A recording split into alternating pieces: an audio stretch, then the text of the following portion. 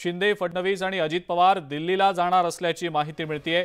केंद्रीय गृहमंत्री अमित शहा यांची आज हे तीनही नेते भेट घेण्याची शक्यता आहे।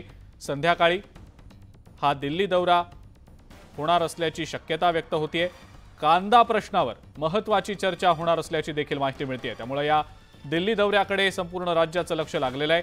मुख्यमंत्री एकनाथ शिंदे, उपमुख्यमंत्री देवेंद्र फडणवीस आणि अजित पवार यासोबतच महसूल मंत्री राधाकृष्ण विखे पाटील संध्याकाळी दिल्लीला जाण्याची शक्यता आहे। केंद्रीय गृहमंत्री आणि सहकार मंत्री अमित शहा यांच्या सोबत अनेक महत्त्वाच्या मुद्द्यांवर हे नेते चर्चा करणार आहेत, ज्यामध्ये कांद्याचा मुद्दा असेल किंवा इथेनॉलच्या धोरणासंदर्भातला मुद्दा असेल।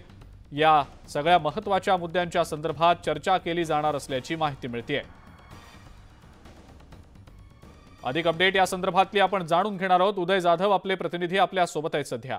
उदय, शिंदे, फडणवीस आणि अजित पवार आज दिल्लीला जाणार असल्याचं समजतंय, काय सांगता येईल याबद्दल? आज हिवाळी अधिवेशनाचा शेवटचा दिवस आहे। शेवटच्या दिवसाचं कामकाज संपल्यानंतर मुख्यमंत्री एकनाथ शिंदे, उपमुख्यमंत्री देवेंद्र फडणवीस आणि उपमुख्यमंत्री अजित पवार यांच्यासह मंत्रिमंडळातले काही ज्येष्ठ मंत्री हे दिल्लीला रवाना होणार असल्याची माहिती मिळते आहे। या संदर्भात अधिकृत माहिती मिळाली नसली तरी शक्यता जी आहे ती व्यक्त करण्यात येत आहे। राज्यातील काही प्रमुख प्रश्न आहेत, जसे कांदा प्रश्न आहे, त्याचबरोबर इथेनॉल धोरणासंदर्भातला जो प्रश्न आहे या संदर्भात प्रामुख्याने चर्चा होणार असल्याची माहिती मिळते। त्याचबरोबर विधिमंडळामध्ये ज्या प्रकारे मराठा आरक्षणावरती चर्चा झालेली आहे आणि मराठा आरक्षणावरती राज्य सरकारने काय पाऊल उचलते याची देखील माहिती अमित शहा यांना देणार असल्याची माहिती मिळते। राज्यातील इतरही विविध प्रश्नांसंदर्भात मुख्यमंत्री एकनाथ शिंदे हे अमित शहा यांच्याशी चर्चा करणार असल्याची माहिती मिळते। बरं उदय, धन्यवाद सविस्तर माहिती आपण दिलीत त्याबद्दल।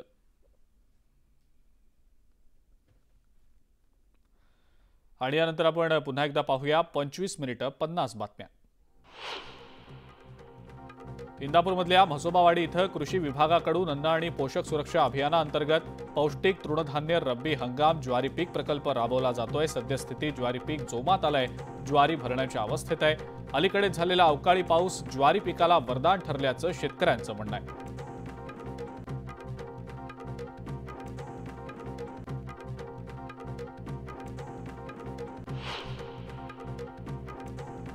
आता नवीन माल येणार असल्यानं तूर डाळ 20 रुपयांनी स्वस्त झालेली आहे। मूग डाळ 10 रुपयांनी स्वस्त झाली असून चणा डाळ, उडीद डाळ आणि मसूर डाळीचे दर स्थिर असल्याचं व्यापाऱ्यांनी सांगितलं। तूर डाळीच्या दरात सातत्यानं वाढ सुरू होती। रत्नागिरीतील मजगाव ते करबुडे, फणसवळे गावांना जोडणाऱ्या शीळ नदीवरचा ब्रिटिशकालीन पूल धोकादायक अवस्थेत होता। या पुलाचं वास्तव न्यूज 18 लोकमतनं समोर आणल्यानंतर या पुलाचं काम आता हाती घेतलं गेलेलं आहे। रत्नागिरीहून गणपतीपुळे आणि गुहागरला जाणाऱ्या प्रवाशांसाठी हा जवळचा मार्ग असल्यानं निश्चितच या पुलावरनं गाड्यांची वर्दळ देखील मोठ्या प्रमाणावर आहे।